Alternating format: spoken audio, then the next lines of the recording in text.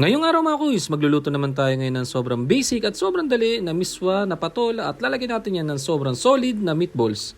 Simulan natin, maglalagay tayo ng giniling na mabigat. Yan, kaya tumabo siya mga kuys. So, ang ginamit natin dyan, giniling na baboy.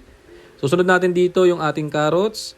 Maglalagay rin tayo dyan ng onion leeks o daon ng sibuyas at maglalagay tayo ng bawang dyan ng konti mga. Sasaktuhan na natin yung bawang dyan mga kuys. Tapos maglalagay rin tayo dito ng sibuyas na pula.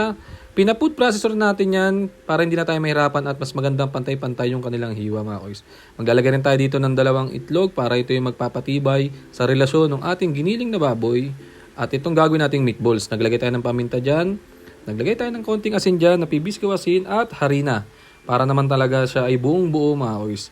Kasi yan, sobrang basic lang na ito mga kuys. After natin mahalo ng mabuti yan mga kuys, i-rest natin ng 10 minutes yan. After natin ma-rest ng 10 minutes, ito yung gagawin natin. Ganito yung discarding ginagawa ko para magpantay-pantay yung laki ng ating meatballs. Napanood ko lang din sa mga Chinese na mga napapanood ko yan. Sobrang talino nila dyan. Mukha lang talagang parang lalabas na kung saan tong meatballs na to. Pero mga kuys, effective yun.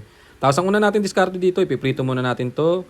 Pwede rin mga kuys kung talagang mas gusto nyo na siguradong mabubuo yung meatballs nyo. Ang ibang ginagawa dito, nagpapakulo ng tubig tapos direkta nilang nilalagay doon sa pinakulo ng tubig. Yun mga kuys, talagang sure ball yun. Ako naman, mas gusto ko talaga piniprito kasi alam ko talaga buo itong ginawa ko. Tsaka buo doon mga kuys, may matitirang lasa dyan sa mantika na yan. Diyan tayo magigisa ng ating sibuyas at bawang mamaya mga kuys. Yan, katulad yan.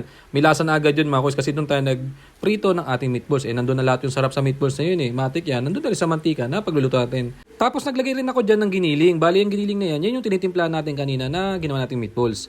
Para naman talaga mas solid yung lasa ng ating miswa. Tapos yan, naglagay tayo ng mainit tubig dyan para mas mabilis maluto mga kuys. Nagpakulo na tayo ng tubig dyan.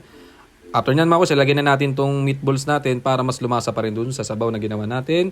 Isusunod na natin yung patola. Isa to sa paborito kong gulay mga kuys. Sigala kung bakit. Pero talagang ang tamis kasi niya mga kuys. Sa luto ko dyan, saktuhan lang. Ayoko siya yung overcook. Kasi pag overcook, parang wala nang sarap yung patola Tapos naglagay tayo ng miswa dito. 3 balot yung nilagay natin. Yung miswa na ginamit ko dito mga kuys, hindi ito yung typical na nabibili ko nung kabataan Parang medyo mataba-taba siya. Kala mo talagang may pagka-kulay lang. Kala mo spaghetti kasi medyo makapal. Makapal yung miswa. Mas gusto ko pa rin yung dating old school, yung manipis na manipis. Tapos sa huli, maglalagay tayo dyan ng itlog. Yan mga kuys. Hahaluin natin ng dahan-dahan yan mga kuys. Silingin naman mga kuys. Sobrang kompleto na itong niluto natin. May gulay ka na, may meatballs ka pa, may protein ka pa ng itlog mga kuys. Yan mga kuys, nakaluto tayo ng sobrang basic at sobrang dali na miswa. Salamat mga kuys. Kain, tara.